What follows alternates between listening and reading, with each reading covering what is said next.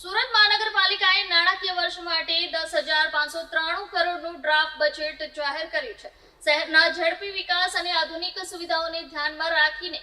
આ બજેટ તૈયાર કરવામાં આવ્યું છે। આ બજેટમાં ઇન્ફ્રાસ્ટ્રક્ચર વિકાસ પર વિશેષ ભાર મૂકવામાં આવ્યો છે। ડ્રાફ્ટ બજેટમાં કુલ 5,073 કરોડનું કેપિટલ બજેટ ફાળવવામાં આવ્યું છે, જેમાં રસ્તા, બ્રિજ, ડ્રેનેજ, પાણી પુરવઠા અને અન્ય મૂળભૂત શહેરી સુવિધાઓનો સમાવેશ થાય છે। શહેરની વિકાસની દ્રષ્ટિ સાથે નવા ટ્રાફિક સમસ્યાના ઉકેલ માટે આશરે 8 નવા ફ્લાયઓવર બ્રિજના નિર્માણની યોજના ઘડાઈ છે, જે શહેરના વિવિધ વિસ્તારો વચ્ચે વાહન વ્યવહારને વધુ સુગમ અને સુરક્ષિત બનાવશે। તે ઉપરાંત 332 કરોડના ખર્ચે શહેરમાં નવા રસ્તાઓનું નિર્માણ કરવામાં આવશે, જેના કારણે શહેરના આંતરિક અને બાહ્ય વિસ્તારો સાથે જોડાણ વધુ મજબૂત બનશે અને રોજિંદા મુસાફરી સુગમ રહેશે। મનપાના અધિકારીઓએ જણાવ્યું છે કે આ બજેટનો મુખ્ય ઉદ્દેશ શહેરના સર્વાંગી વિકાસને ગતિ આપવો, નાગરિકોને આધુનિક અને ગુણવત્તાવાળી શહેરી સુવિધાઓ ઉપલબ્ધ કરાવવી અને પરિવહન તેમજ મૂળભૂત સેવાઓમાં સુધારો લાવવો છે। આ બજેટથી નિર્માણ અને ઇન્ફ્રાસ્ટ્રક્ચર સંબંધિત અનેક પ્રોજેક્ટો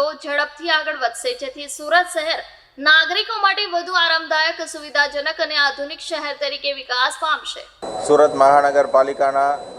આ વર્ષનું બજેટ આજે રજૂ કરવામાં આવેલ છે। એમાં 10,593 કરોડનું આ જોગવાઈ કરવામાં આવેલ છે અને ફર્સ્ટ ટાઈમ જે છે આવા મોટી એક રકમના બજેટ એસએમસી તરફથી રજૂ કરવામાં આવી રહેલ છે। સુરત જ્યારે રાષ્ટ્રમાં કાયમ પ્રથમ રહ્યું છે અને વિશ્વ કક્ષાનું શહેર બની રહ્યું છે અને લોકો એમને અહીંયા આવીને વસવાટ કરવામાં આવે છે, તો એમની પાયાની સુવિધા, પાણી, ગટર, ડ્રેનેજ અને નવા વિસ્તારોમાં પણ જે પાયાની સુવિધા મળવાનું છે અને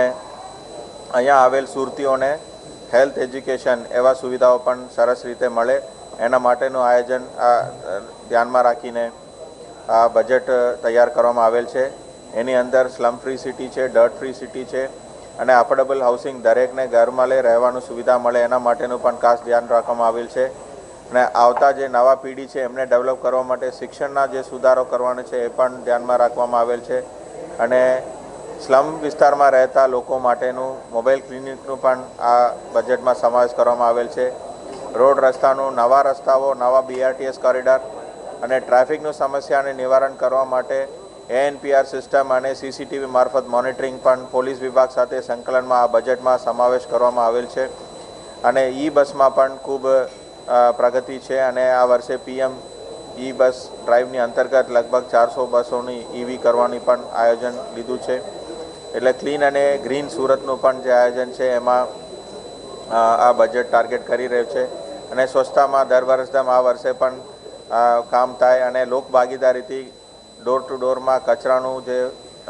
વર્ગીકરણ છે એ થાય, જેના થકી આપણે લોક ભાગીદારીથી સ્વચ્છતામાં પણ ફરી નંબર 1 બનીએ એવી અપેક્ષા સાથેનો આ બજેટ રજૂ કરવામાં આવેલ છે। એમાં અલગ અલગ સુરત શહેરના અગ્રણીઓ, business, MSME, chamber of commerce, અન્ય સંસ્થાઓ, NGOs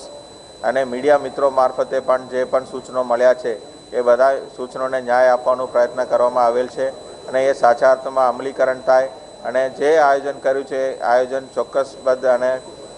વ્યવસ્થિત રીતે અમલીકરણ થાય, એના માટે અમલ કરવા માટે ટીમ SMC કટિબદ્ધ છે અને લોકોને રિઝલ્ટ મળે એવા આયોજન સાથેનું આ બજેટ રજૂ કરવામાં આવેલ છે।